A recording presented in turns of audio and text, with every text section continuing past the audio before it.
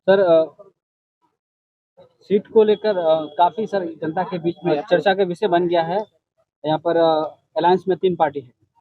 कुछ लोग कह रहे हैं कि जो पर्जन एमपी है उनको मिलेंगे, कुछ लोग पब्लिक का ही कहना है, कुछ लोग कह रहे हैं आपके बारे में बोल रहे हैं, कुछ लोग तौसीफ के बारे में बोल रहे हैं। तौसीफ जो कुछ भी तय नहीं है जी, ठीक है।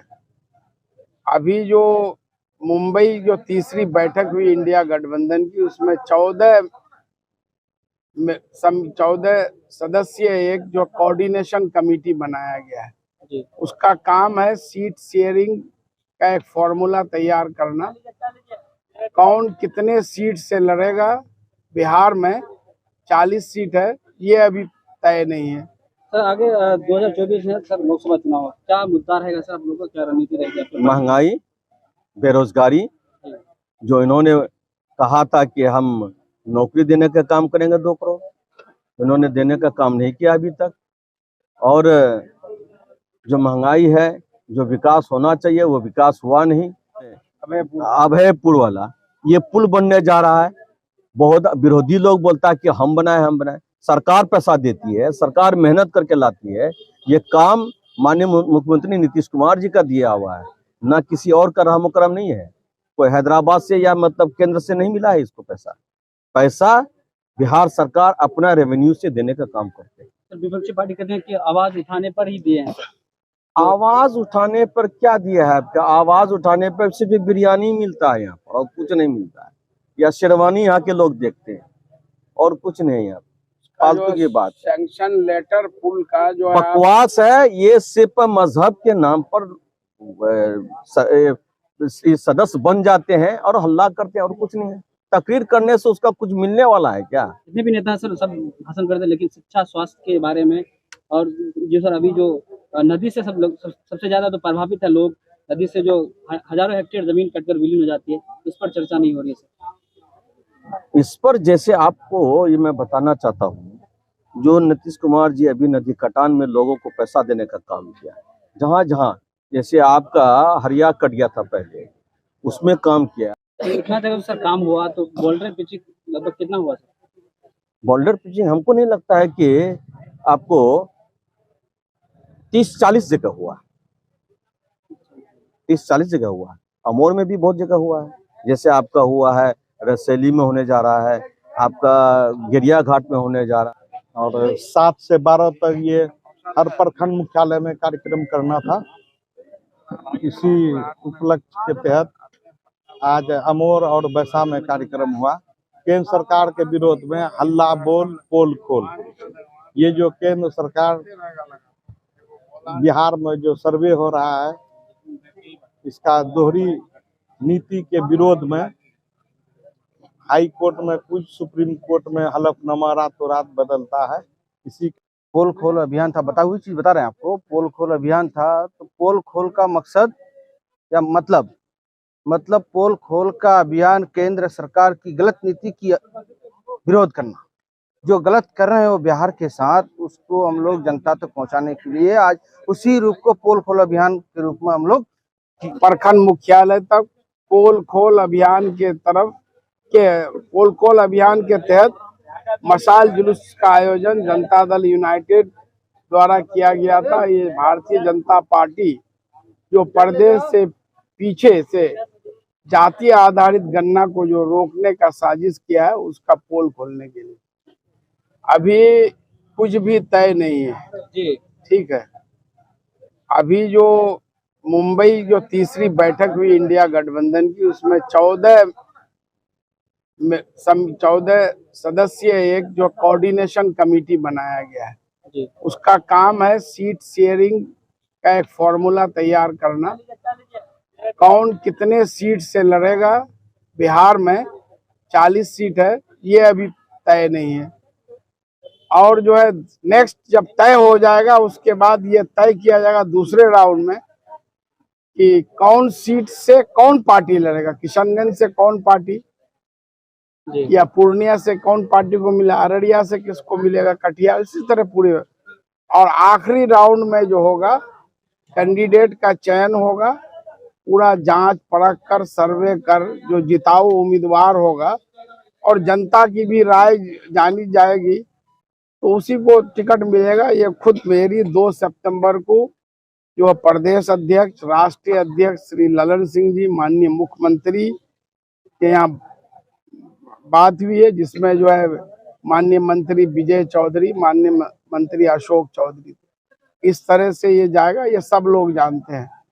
और जो है अभी डॉक्टर जावेद साहब को कांग्रेस इलेक्शन कमेटी का 16 सदस्यीय टीम में से एक सदस्य बनाया गया। सब लोग अपना अपना कोशिश कर रहे हैं। जनता दल यूनाइटेड का 17 सीट जो जेडीयू लड़ा तो ये सीट है ही है, और जनता दल यूनाइटेड खुद हमारा शीर्ष नेतृत्व बता चुके हैं कि हम लोग 17 से कम पर नहीं लड़ने जा रहे हैं। जहां तक सीटिंग सीट बदलने का है, बहुत सारे सीटिंग सीट बदले जाएंगे, चाहे भारतीय जनता पार्टी के हो और जो है इसके हो जदयू के हो। जैसे 16 जीते हैं, उसमें से 8 सीट पर अभी राजद वाले सीटिंग सीट पर मधेपुरा कहा जाता है कि रोम पोप का मधेपुरा जो है गोप का दावेदारी है। उसी तरह जयप्रकाश यादव के लिए बांका से है, उसी तरह सीवान से है, झंझारपुर से है। तो ये तो कोऑर्डिनेशन कमेटी को तय करना है, और वो इस बार लड़ाई बहुत जो है कठिन है, तो इसलिए हर चीज को जांच परख कर ये किया जाएगा। किनको टिकट मिलेगा ये यूट्यूबर द्वारा, पटना के यूट्यूबर है सर, वो क्लियर मतलब वो बताया सर अपने चैनल में कि किशनगंज लोकसभा से कांग्रेस के खाते में जाएगी। अब वो यूट्यूबर कोई ये एक हजारों, 10,000, लाखों यूट्यूबर है। जी जी जी जी। पूरे बिहार में लाखों यूट्यूबर होंगे। किसी न्यूज चैनल ने, किसी गठबंधन के किसी साथी ने कहा है। अगर ये तय ही हो जाता तो आज से 2 दिन पहले तो कांग्रेस के जो प्रदेश अध्यक्ष हैं अखिलेश प्रसाद सिंह जी, माननीय राज्यसभा सांसद, उन्होंने खुद अपने इंटरव्यू में कहा कि हमको कम से कम 10% सीट चाहिए, मतलब कि 40 में 10 सीट चाहिए। तो वो अगर तय ही हो जाता तो फिर क्यों वो कहते। अभी कुछ भी तय नहीं है। तो सर जो चल रहा है वो अफवाह है, बिल्कुल 100%। उसमें 0.9% की 0.1% का भी सच की गुंजाइश है। टिकट किसको मिलेगा वो आने वाले वक्त में शीर्ष नेतृत्व तय करेगा। हम लोग पूरी मजबूती के साथ किशनगंज लोकसभा में तैयारी कर रहे हैं। यहाँ की जनता भी चाह रही है। पिछले बार कुछ वोटों से हम लोग पीछे रह गए थे। अगर जनता दल यूनाइटेड में चाहे जिसको भी ये उम्मीदवार बनाया जाएगा तो मैं समझता हूँ कि बिहार ही नहीं देश में सबसे ज्यादा वोटों से ये सीट जीतने का काम करें। सर आगे 2024 में सर लोकसभा चुनाव, क्या मुद्दा रहेगा सर, आप लोगों का क्या रणनीति रहेगी? महंगाई, बेरोजगारी, जो इन्होंने कहा था कि हम नौकरी देने का काम करेंगे 2 करोड़, इन्होंने देने का काम नहीं किया अभी तक। और जो महंगाई है, जो विकास होना चाहिए वो विकास हुआ नहीं। उन्होंने जब जीता था फर्स्ट टाइम में माननीय नरेंद्र मोदी जी, उन्होंने कहा था कि जो सबसे ज्यादा पिछड़ा राज्य है उस राज्य को प्राथमिकता देकर के हम काम करेंगे। बिहार ऐसा राज्य है जहां पहले से पिछड़ापन था, इसको स्टेट को लेना था, इसमें विशेष राज्य का दर्जा देना था। उन्होंने देने का वादा किया था, वो पूरा नहीं किया। और ये सब जानकारी जनता को जो मिलती है, और जब पिछड़ापन हमारा प्रदेश है, ये तो माननीय मुख्यमंत्री नीतीश कुमार जी हैं जो इतना विकास करने का काम किया, जिसके चलते बिहार के लोग, बिहार की जनता अमन चैन से और विकास में जो विकास का काम दौड़ा है, ये सारा प्रयास माननीय मुख्यमंत्री नीतीश कुमार जी का देन है। आज आप देखेंगे यूनिवर्सिटी काफी खुला है। आज बच्चियों के लिए देखिए कि मेडिकल कॉलेज खुल करके सीट बढ़ा करके यहाँ के बच्चों को जो तालीम देने का काम किया है, ये माननीय मुख्यमंत्री जी का देन है।